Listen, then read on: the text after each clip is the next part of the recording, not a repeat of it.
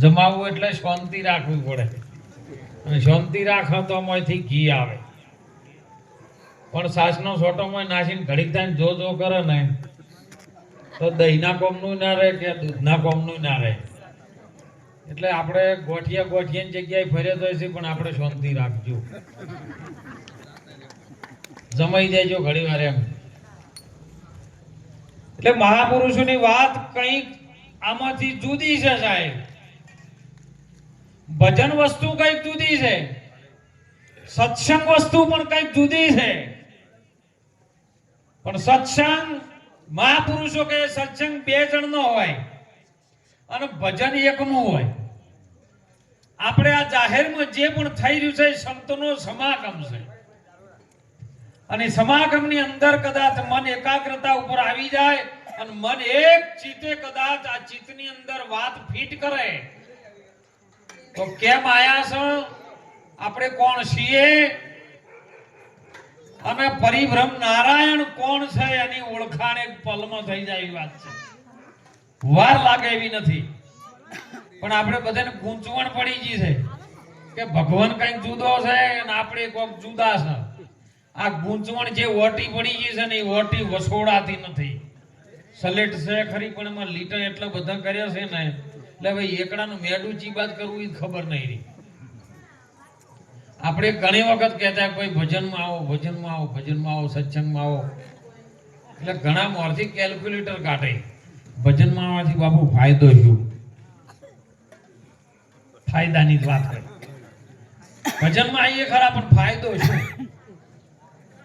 સત્સંગમાં આવીએ ખરા પણ ફાયદો શું? વાણી વાપરીએ પણ ફાયદો શું? ગુરુ મહારાજ બોલ્યા કે ભાઈ બધી રીતે ફાયદો, તારી વાત વાપરી મેં, હવે મારી વાતનો તો એક જવાબ આલ. તું બેઠો બેઠો તમાકુ ખોય છે, એનો કોઈ ફાયદો ખરો કે ના? વાતો કરે છે ભગવાનના નામમાં, બીજી વાતો કરે, એનો કોઈ ફાયદો ખરો કે ના? ઉજાગરા કરે છે, એનો કોઈ ફાયદો ખરો કે ના? તો આ કારણ વગર નહીં કશું બધું કરે છે, તને ખબર નહીં હોવા છતાં કોઈ ફાયદો નથી, એવી ખબર નથી તો આટલું બધું કરે છે. તો ભગવાનનું નામ લેવાનો કોઈ ફાયદો કર ને. એટલે પેલો કે હારું કાન બાપુ તમે કહેતા હોય તો હું નામ લઉં. ગુરુ મહારાજ કે એક વખત ખાલી રામ લઈ રહે, રામનું નામ લઈ રહે. કે બાપુ જોજો હો, તમારે કહેવાથી લઉં છું, મારે એમાં કોઈ લેવા દેવા નથી. એક વખત જંગલની અંદર ઘોર વનમાં જ્યાં બાપુ કે નામ લેવું છે કે હા લઈ લે, કે રામ નામ લઈ લે, કે જય શ્રી રામ. બાપુ કે થઈ જાય હવે તારું કામ. તે લીધું રામનું નામ, હવે તારું થઈ જાય કામ. અને સાહેબ સમય બન્યો, એક જ વખત આને રામ નામ લીધું અને બધું જે કાર્ય કરતો હતો એ પાપનું જ હતું, બીજું કોઈ હતું નહીં એની પાસે. સમય બનતા એની ઉંમર થઈ 60, 70 કે 80 વર્ષ થયા અને આનો પ્રાણ પ્રંખેરો ઉડી ગયો. એટલે આપણા શાસ્ત્રો એવું બોલે છે કે જેનો પ્રાણ જતો રહે ને એટલે છેલ્લી વેળાએ ચી ગતિ જાય ને એના ઉપર આધાર છે. છેલ્લા ડચકાનો આ ખેલ છે જાણવો ઘણો મુશ્કેલ, જોવો ભાઈ આ જુગ બંધનની છે જેલ. કૃષ્ણ ભગવાન જેમ જેલમાં જન્મ્યા હતા ને એમ આપણે બધા જેલમાં જ જન્મેલા છે. પણ એ જો જેલમાં જન્મ્યા તો તરત નીકળી ગયો ને આપણે બધા નીકળી નહીં ગયા. કારણ કે દરવાજો છે ને એ ગુરુદ્વાર છે સાહેબ. ગુરુદ્વાર તો જડી જાય તો જગદીશભાઈ નીકળી જાય આવજી. એમ જમ આયા અને ઓને લઈ ગયા એમ લોકમાં. એટલે ત્યાં જઈને ખાતું તપાસ્યું. કારણ કે આપણે બધા બોલતા હોય જીવ રાજા ખાતું રે ખોલાય ભક્તિના બેંકમાં. જો ખાતું ખોલાયું હોય, અવર જવર હોય, લેવડ દેવડ ચાલુ હોય તો તમારો વ્યવહાર જળવાઈ રહે. પણ ખાતું જ ના ખોલાયું તો જી બેંકમાં જો તમે રૂપિયા લેવા કહો. એટલે એનું ખાતું કે પહેલા ખોલો અને શું કરેલું છે એમ. એટલે એમ રાજાએ હુકમ કર્યો ને એમના દૂતો બે ખાતું ખોલીને બેઠા. એમ કે બાપુ કશું કર્યું નહીં હોય ને આખા જીવનમાં પાપ સિવાય બીજું કોઈ કર્યું નહીં. તો કે બીજું ખાતામાં કોઈ છે જ નહીં કે હા એક વખત એને રામ નામ લીધેલું છે. અને રામ નામ લેવડાવતી વખત એના ગુરુ મહારાજે એવું કીધું હતું કે રામ નામ તું લીન કદાચ એના બદલામાં તને કોઈ પણ કશું વસ્તુ આલે ને તો લેવા નહીં. એના બદલામાં શું મળે છે એ હોમેવાળો તોલ કરી શકે તો જ હાલશે. કે બાપુ એક વખત એને રામ નામ લીધેલું છે, રામ નામ ના બદલામાં અને શું હાલવું. એટલે યમરાજા બોલ્યા કે આના બદલામાં શું હાલવું બોલ. પેલો કે મને ખબર નહીં, તમને ખબર હોય તો હાલો. મેં તો મારા ગુરુ મહારાજના કહેવા પ્રમાણથી લીધું હતું, આના બદલામાં શું આવે મને ખબર. યમરાજા કે ભાઈ તને મને ખબર નહીં રોમના બદલામાં શું હાલવું. કારણ કે એ તો જીવ લેવાનું મેલવાનું કામ કરતા હતા, ભજન તો કરતા નતા. એ દાણો અને સૃષ્ટિનો જેને પ્રમાણ કર્યું છે, ઉત્પત્તિ કરી છે, એની પાસે આપણે જઈએ એટલે ઉપડ્યા બધા બ્રહ્મલોકમાં બ્રહ્માજીને જઈને પ્રણામ કરે અને હંગાટ લઈ. બાપુ અને એક વખત રામ નામ લીધેલું છે, આના બદલામાં કદાચ મને માગે છે શું આલું. એટલે બ્રહ્માજી કે હું 4 વેદોનો જાણકાર હાચો, હું મંત્રો ઉચ્ચાર કરી શકું, જગતની ઉત્પત્તિ કરી શકું, પણ રામ નામના બદલામાં શું આલું એ મને ખબર નથી. કારણ કે કોણ કરો કે આખો 24 કલાક 8 પોર ને 32 ઘડી ભગવાન ભોળોનાથ રામનું ભજન કરે. આપણે ભોળાનાથ પાસે જઈએ, આ બધું આખું ટોળું ઉભર્યું કૈલાસમાં ભગવાન ભોળાનાથ પાસે. ભોળાનાથને કીધું કે રામ નામના બદલામાં મને શું હાલવાનું. કે હું આખો દિવસ રામ નામ કરું છું, પણ બદલામાં શું આવે એ તો હજી મને ખબર નહીં. એટલે મહાપુરુષો કે છો બ્રહ્મા ભી થાક્યા, વિષ્ણુ ભી થાક્યા શંકર મહેશ. ગીતાજી કહે જો ગમ નહીં જો સદગુરુનો ઉપદેશ. બધા થાકી ગયા. કેમ કે જે નામ છે ને એ નામ અનાદિનું છે સાહેબ. અને જેને જેને નામ જડી જાય ને એનો બેડો પાર હો. પણ નામ કેવું છે કે ઓઠથી જપાયું નથી, કંઠથી જપાયું નથી, જીભથી બોલાયું નથી, શ્વાસથી ચલાયું નથી, એવું નામ. અને એ નામ મળે તો બેડો પાર. મુખે ભજેશો માનવી અને હૃદય સે ભજેશો દેવ. સુરતાથી કોઈ સંત ભજી લે તું કરીને ઉનકી. અને જ્યાં સુધી આ સુરતા જાગૃત ન થાય, અને એટલા માટે આવા મહાપુરુષો વારંવાર આપણને ઠપકા આલી અને જે અંદર પડી છે 3.5 કુંડળી મારીને જે સુરતા એને જગાડવા માટે પ્રયત્ન કરી રહ્યા છે. જો જેની જાગી જાય તો મહાપુરુષો કે એક વખત જાગી જાય તો 3 કાળમાં એનો પ્રલય નથી થતો. એક કાળના ચક્કરમાં કોઈ દિવસ આવતો નથી. અરે તું હતો કોણ ને છે હવે કોણ? હે તું ચો હતો ને ચો આવ્યો છે આ ખબર નથી. એટલે મહાપુરુષો વારંવાર આપણને એ વાત ટકોરે એમ કરતા હોય છે. આજે દેવચંદ ભાનો દેહ આપણી વચ્ચે નથી, પણ દેવચંદ બા છે. જો જેને ગુરુ ચક્ષુ મળ્યું હોય, જેને જ્ઞાન ચક્ષુ મળ્યું હોય ને એને આરી પારખવાની રીત સમજણ પડે. નહીતર જુગતી જે ન જાણતો હોય ને, આ પારખની ગતિ જે ન જાણતો હોય એના વાતની ખબર ના પડે. કેમ કે મીરાબાઈએ કીધું ઘાયલ કી ગતિ ઘાયલ જાણે. જો કોઈ ઘાયલ હોય, મેં તો પ્રેમ દીવાની મેરો દર્દ ન જાણે કોઈ. દર્દ કેવું છે? મહારાજ જતા હતા મારા જેવા, અને એમાં એક નીકળ્યો ચો થઈને માણસ.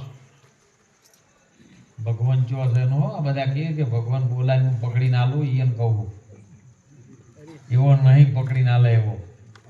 એટલે મહારાજ જતા હતા ને એક જણો મરી નીકળ્યો. બાપુ ઉભારો, સીતારામ. એ બેટા સીતારામ, એક વાતનો મને જવાબ આલશો? બાપુ કે આવડતો છે તો આલશે ભાઈ. કે તું તારા રસ્તે હું મારા રસ્તે. કે ના ના બાપુ તમે તો સંન્યાસી સંચમ ના હાલો. કે તાણ પૂછ કે બાપુ તમે કોણ છો? એટલે કે તું મને આધ્યાત્મિક સિદ્ધાંતમાં પૂછે છે કે દેહ વ્યવહારમાં પૂછે છે? એટલે કે બાપુ મને તો આ દેખાય એમાં પૂછું. એટલે કે તું દેહ દશામાં જોવે છે, હેડ તને દેહ દશામાં જવાબ આલો કે હું સાધુ છું. એટલે પેલો કે હા બરાબર બાપુ હું પહેર્યું છે એટલે તમે સાધુ છો. તો કે શું કરો છો હાલ? બાપુ કે ભજન કરું. કે બરાબર કનું કરો છો? કે ભગવાન. ભગવાન તમે જોયા છે? બાપુએ કીધું કે હા મેં જોયા છે. તો કે હવે ચેવા છે મને બતાવો. મહારાજ ફસાઈ ગયા. પ્રમાણ આવ્યું એટલે બાપુ ફસાઈ ગયા. બાપુના જોડીમાં ચીપિયો પડ્યો હતો લોખંડનો, અને ધડ દઈને માથા ઉપર મારી દીધો. એટલે પેલા હોમેવાળાના માથામાંથી લોહી વહેવા માંડ્યું. ઘા થઈ ગયો ઊંડો, રાડ પડવા માંડ્યો અને બળતરા થવા માંડી, જલન થવા માંડી. એટલે દોડ ગયો ને ગામમાં કોઈ સરપંચ હશે ને એને જઈને ફરિયાદ કરી હોય કે ગમે એ કરો, કોઈ છે બાપજી નીકળ્યા મને ચીપિયો માર્યો છે, તમે એને સજા આપો. સરપંચ ગામનો રાજા કહેવાય. એટલે સરપંચે 4-5 માણસોને દોડાયા કે બાપુને પકડી લાવો. બાપુને પકડીને સરપંચ પાસે ગામના ચોરામાં હાજર કર્યા. બાપુ ઉભા રહો, તમે કારણ વગરનો ચીપિયો ચમ છોડ્યો? કે સરપંચ તમારી સજા જે આલું એ આલજો, હું ઊભો છું હોય, પણ મારી વાતનો જવાબ તમારે આલવાનો. જવાબ કદાચ જો સાચા ખોટો હોય તો તમારે નિર્ણય કરવાનો. કે બોલો તા કે મને પ્રશ્ન પૂછ્યો કે તમે કોણ છો? એટલે મેં મારા ભાવથી કીધું હું સાધુ છું. તો કે એવું હતી મને કોઈ વાંધો નતો. પછી એને કીધું તમે શું કરો? કે ભજન કરું છું. તોય કે મને વાંધો નતો. કે કનું કરું? કે ભગવાનનું કરું છું.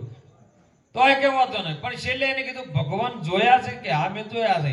તો કે તો ઉધી મને કોઈ તકલીફ ના થઈ, પણ એને એમ કીધું કે હવે મને બતાવો. એટલે મેં એને ચીપિયો માર્યો છે. હવે હું એને એક જ પ્રશ્ન પૂછું, મારે વધારે પૂછવો, અને એ પ્રશ્ન ઉપર તમે જવાબ લઈ અને પછી મને જે દંડ હાલવો એ હાલજો. તો કે પૂછી લો. હાલ ઉભો છે.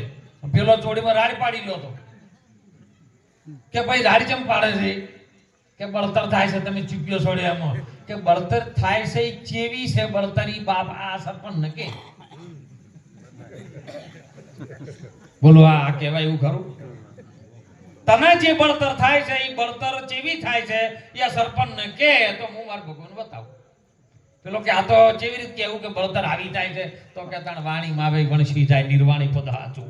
આ નિરાત મહારાજ પૂર્વામણ આપ્યું. કારણ કે એ શબ્દમાં ના આવે. હમણાં સુંદર વાણીમાં આવ્યું, શબ્દમાં છે પણ શબ્દાતીત. એ 52 બારો છે, 52 તત્વથી આ દેહ છે સાહેબ.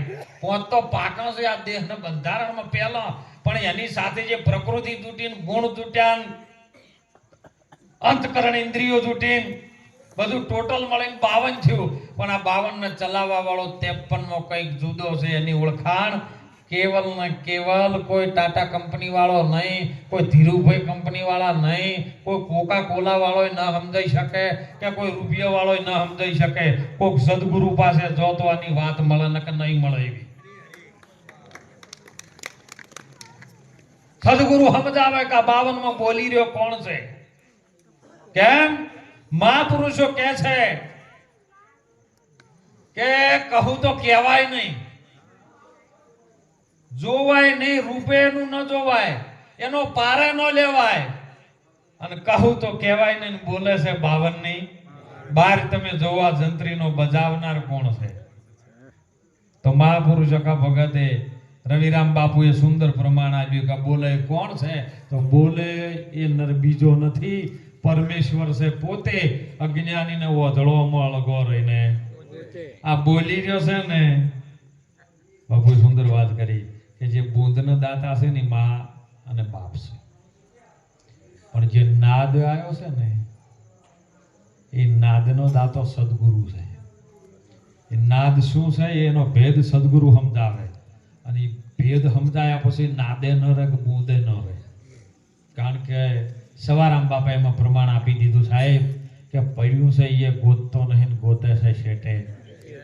તીર્થ વ્રત એ બહુ કરન જાય બદ્રીના બેઠે. સાહેબ આ હમણે 15 દાડા પહેલા કુંભનો મેળો આવ્યો હતો. જો ચોક પડ્યું છે ને ગોતવા જતો. જેને સમજણ નથી એ જ્યાં છે. 22 ઘાટ બનાયેલા હતા ને, અસલ ઘાટ હતો એ કોક જ નાયા છે.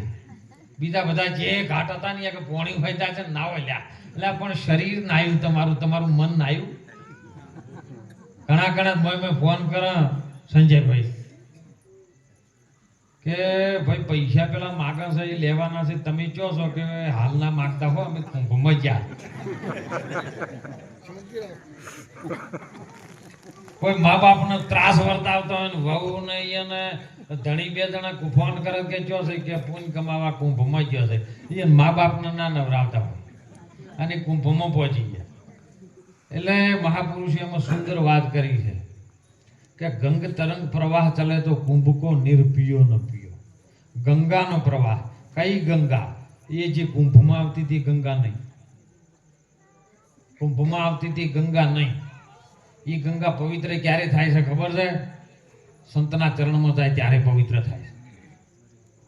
અને સંત પરમાત્માથી એક સ્ટેજ આગળ છે, પણ આપણને વાત સમજાતી નથી. કારણ કે મેઘરાજા જ્યારે કોડો થાય, ધરતી બરાબર તપીને તૈયાર થાય ને પછી મેઘરાજા આવે ને એટલે એની ગંગામાંથી પોણી આકાશ માર્ગે તમારે ઘેર આવે. બોલો, તમને ખબર પડે એનું પવિત્ર થઈને કેટલું આવે છે?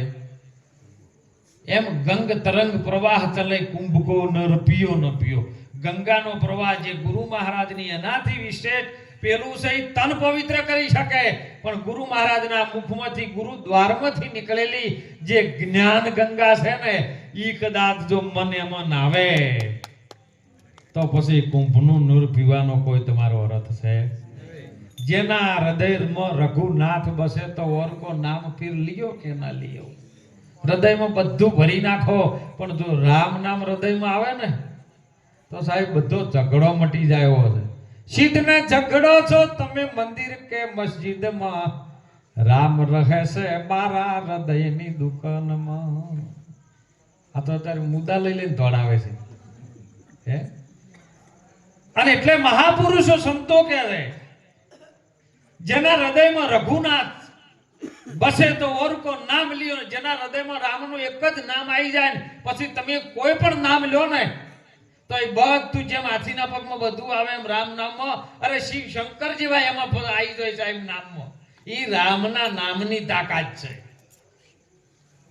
કર્મ સંજોગ મળે અને કદાચ દાન દિયો તો સુપાત્ર ન દિયો, કુપાત્ર કો દાન દિયો ન દિયો. આજે આખું વિશ્વ ડાયરા કરાવે સંજયભાઈ, કોઈ લગ્ન પ્રસંગ હોય તો પાર્ટી કરાવે, પછી કલાકારો આવે ઇંગ્લિશ નો ક્વાર્ટરિયો ઉડાડે. જબરું ગાયું કેવો જબરું ગાયું ને હાથ ભેટી તમારી ખરાબ કરીને હેડે. એટલે કીધું કર્મ સંજોગે સુપાત્ર મળે. તમે કોઈ સંતોના શરણમાં જો, કોઈ દેવી દેવતાનું મંદિર થતું હોય એ કંઈક આલો, કોઈ ગાયોના ઘાસચારા માટે આલો, કોઈ દીકરીઓને આલો ને તો તમારું સુપાત્રમાં દાન છે નહીં તમારું ડબલ થઈને આવે નહીં. પણ જો કુપાત્ર નાલ્યું તો તમારું હોય એ નષ્ટ કરી નાખે સાહેબ. એટલે કર્મ સંજોગે સુપાત્ર મિલે તો કુપાત્ર કો દાન દિયો ન દિયો. કવિ ગંગ કહે સુન શા અકબર, ઓલા મૂર્ખાથી મિત્ર કિયો ના કિયો. મૂર્ખથી કોઈ દાડો મિત્રતા હોય કરવી નહીં. મિત્રતા કરવી હોય તો કોઈક સારો ધંધો કરતો હોય, સારો લાઈને ચડાવે, કોઈ નિર્મળ પુરુષ હોય એની મિત્રતા કરો, જીવનનો બેડો પાર થઈ જાય સાહેબ. અને કેવલ એનાથી સુખ મળશે, વૈભવ મળશે, પ્રતિષ્ઠા મળશે, પદ મળશે. પણ જે અમરપદની વાત કરી છે ને એ તો મહાપુરુષ સદગુરુથી જ મળે, બીજો કોઈ છે નહીં. ગુરુ મારી સતની વેલડીએ અમર ફળ લાજ્ય હે. ધરા ખેડાવો મોયથી કાળનો ગુંડ ઘટાવો. ખેતર સાફ કર્યા મોર તમે બીજવારો નાખો તો કદી ના ઉગે. આ તો બાપુ સુંદર વાત કરી કે ગુરુ ચરણે બધા જય છે ખરી, પણ દેખા દેખી કે વહીને ગુરુ કર્યા આપણે રહી જાડો.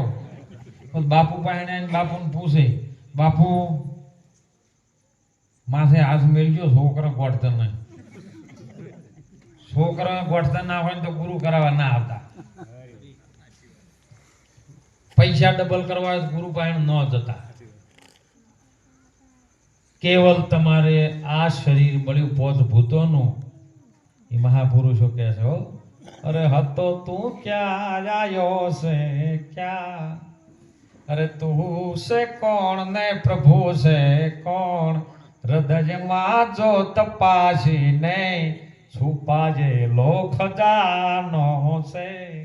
આ હૃદયમાં તપાસીને જો ખજાનો ભરેલો છે, અને એવો ખજાનો अरे काया में एक बुद्धि से समुंदर और नाव चलत है चौधारा आ समुद्र में हिरला ने माणेक निपजे कोई वमा खोजी ले खोजन हारा पछी फेरવો તમે નામની ઓમાં ભરેલું છે સાહેબ તમે ડૂબકી તો લગાવો દિલ દરિયામાં ડૂબકી લગાવો દિલ દરિયો ક્યો આયો તો મહાપુરુષોની શાન બતાવે તો આપણે કહીએ દિલ દરિયો ચો એટલે ઘણા વળી કે બાપુ ડાભા બાજુ આવ્યું પણ ડાભી બાજુ જેને તમે હૃદય કહો છો ઈ હૃદય દિલ જેવો આકાર છે પણ એની અંદર સંજયભાઈ લોહી ભરેલું છે અને દરિયામાં પાણી હોવું જોઈએ તો જ દરિયો કહેવાય લોહીનો ભરેલો દરિયો ના આવે છે ખરા પણ કયો કયો જગ્યાએ છે ને એ ગુરુ મહારાજ ઉગવાટા મારી રહ્યા હાથ સમુદ્ર છે આ શરીરમાં કોઈ પાણીનો છે કોઈ દૂધનો છે કોઈ સાહેબ લોહીનો છે કોઈ બીજનો છે કોઈ અગ્નિનો છે ભરેલા છે સાથે સાથ અને ગુગવાટા મારી રહ્યા છે પણ આ ગુગવાટો કોઈ સમજવા વાળો હોય ને જેને ગુરુ દ્રષ્ટિ મળી હોય એ જ સમજી શકે ને કે આપણી સાખી નહીં બોલતા સાવ સોનાની દ્વારિકા અને પારસમણીની ફરતો રત્નાકર ગુગવે અને મોય રાજ કરે હવે જે રણ છોડી જાતો એ રાજ કરે ખરો ગાદી ઉપર બેઠો ઈરો રાજ કરે ગાદી ઉપર એક જ બેહવા વાળો છે સાહેબ હો જે સર્વે પહેલા એની પૂજા એની થાય છે હું તો કહું આપણે ભજન કરો તો પૂજા એની કરવી પડે કોઈ સારું કામ કરવું હોય તો પૂજા એની કરવી પડે અને રાતે ચોર ચોરી કરવા જોઈએ તો પહેલું એનું પૂજા કરે અને હાકોટા કરીને ભૂવા કરતા હોય તો પહેલી પૂજા એની કરે એ સર્વ ગણોનો પતિ છે એ ગુણપતિ છે અને એ અનાદિનો એમને ગુણપતિ કેવો છે ખબર છે પ્રથમ પહેલા કોને સમજીએ કોનો લઈએ નામ માતા પિતા છે ગુરુ આપણા પછી અલગ પુરુષનો દુંદાળો છે તું દુઃખ ભંજણો દુંદાળો છે મોટા પેટ વાળો પણ એ દુઃખ ભંજણો એટલે દુઃખ ભાગવા વાળો અને સદાય બાળા વેશ જો હીરો કઈડો નહીં થાતો જવાન નહીં થાતો સદાય છે બાળા વેશ હવ કાર્ય પેલા સમરીએ ગૌરી નંદ અને જો નંદ આવે ને એ આનંદ આવે ને આનંદ આવે એ પરમાનંદ આવે બીજો તમે ચો ગોતવા જાઓ અને એટલે મહાપુરુષો કે ઓમો તું કેવી રીતનો છે આ શરીરથી તમે વાણી સુંદર વાત કરી હતી તું માયાનું વિભાજન કર્યોમાં શેષ વધે તે ઈશ્વર છે સાહેબ માયા બીજી કોઈ નહીં તમે ધન દોલત રૂપિયા પૈસા હીરા મોણે ગાડી વાડી લાડી બધું કરો ને એ માયા નથી એ સગવડ પૂરતી બધી વસ્તુઓ છે સગવડ તમારે કરવી પડે અને સગવડ પ્રમાણે તમારી વસ્તુઓ છે પણ તમે શરીરની માયા જે છે ને મેન એ મોહની છે કેમ કે બધું તમે સગવડ વાળું ભેળું કર્યું હોય અને કદાચ તમારા પગે હાથે કોઈક તકલીફ થઈ ગઈ અને ડોક્ટર કે ભાઈ હાથ કાપવો પડશે કે પગ કાપવો પડશે એટલે તરત ડોક્ટરને એમ વિનંતી કરી ભાઈ પગ કાપવો કાપ પૈસા આલું લે પણ પગ કાપીને મને હાથો રાખો કેમ તું અંદર બેઠો છે તારે પગની કિંમત નહીં પેલા પૈસાની કિંમત નહીં પણ તું બેઠો એની કિંમત તું માયા માયા એટલે શરીરના મોહની જે માયા છે ને એ ભગવાન કૃષ્ણજી ગીતામાં અર્જુનને કે અર્જુન તું જેને આ બધા કહે છે કે મારા કાકા બાપા મમ્મા ભણ્યા બધા છે પણ એ તારા નથી બધા મરેલા છે ખાલી કર્મ તું કર તારો ધર્મ શું બને છે તારું કર્તવ્ય શું બને છે યુદ્ધના મેદાનમાં આવીને ઉભેલો ને હવે તારી ફરજમાં શું આવે છે એ ફરજને તું સંભાળી લે કર્મ કર સર્વ ધર્મને મોનીને બેઠો છે એ માનેલા ધર્મ કામ નહીં આવે તું કેવલ આ ધર્મનો ત્યાગ કરી દે અને કેવલ મારા શરણે આવીનો બોણ ચલાય અને અર્જુનને ખબર પડી ગઈ કે આ હું જેને નાશ કરું છું એ તો બધા દેહ છે મરેલા છે જ અને આપણે પલ પલ બધા મરી રહ્યા છે ડગલે મૃત્યુ છે તો સંતો એવું કહે છે કે ઘડી ઘડી મરવું એના કરતી એક વખત મરી જાવું હાલ એટલે ફેર બધી બલા જતી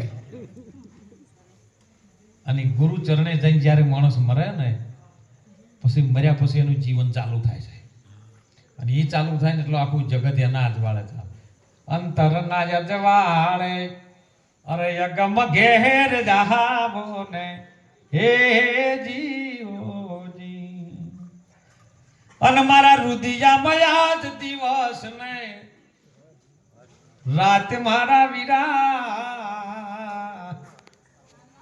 સાહેબ ગુરુના પાવલિયા તમે ધોઈ ને અંતરના અજવાળે તારો જ્ઞાન રૂપી જ્યારે પ્રકાશમય પ્રગટ થાય ને પછી એના અજવાળે તું આય તો ખરી કેવું અજવાળું છે એ લાઈટ જાતી એ નહીં આવતી એ નહીં સાહેબ હે આ તો કદાચ બોર્ડ વાળા જો કાપી લે પણ પેલું તો એવું સબસ્ટેશન છે ને એની અંદરથી બધું પ્રગટ થાય સાહેબ અરે તમે જોઈજો હો ચોક ભૂવા હોય તો માફ કરજો પણ તમે ચોક ધૂણવા બેહો ને તો તમે જોજો ખાલી ડેકલાની ધૂણ વાગે ને એટલે ભૂવો હોય ને જેને માતા